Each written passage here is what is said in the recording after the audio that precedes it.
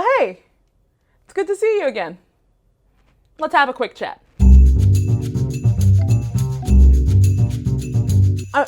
I'm sorry, what's your question? No, you can't touch my hair.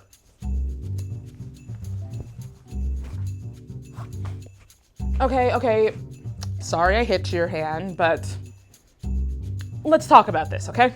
The idea that you can touch Black people's hair or have an opinion about their hair or say things about their hair, that's got a long, pretty gross history.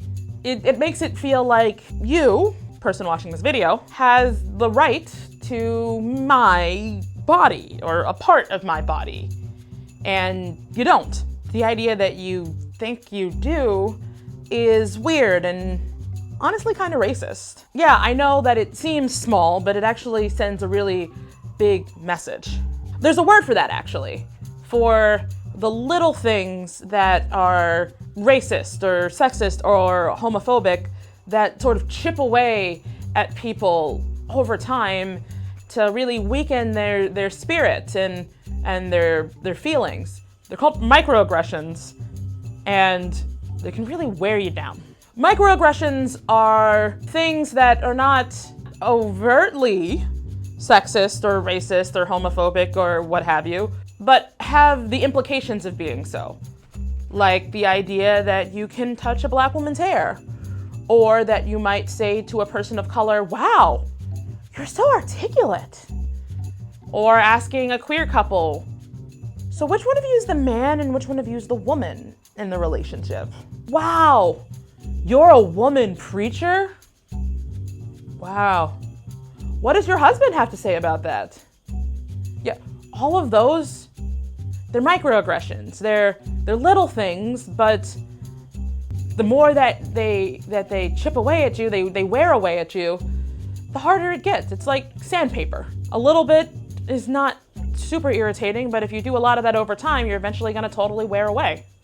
And I mean, it can even be more insidious. I mean, I'm a queer Black woman who is actually really highly educated. I've got 2 master's degrees as well as an undergraduate degree from one of the best schools in the country, and I still have people asking me about where I grew up, or assuming that I didn't have a dad, or that my income was a certain level, or that, you really should be proud of yourself. You're a testimony to your race.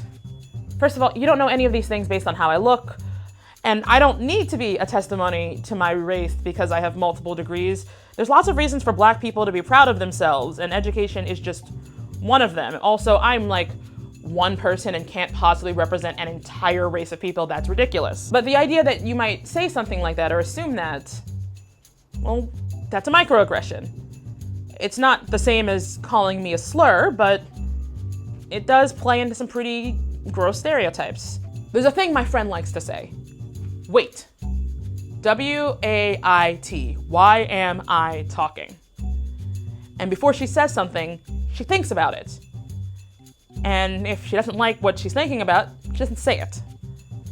We can do that too.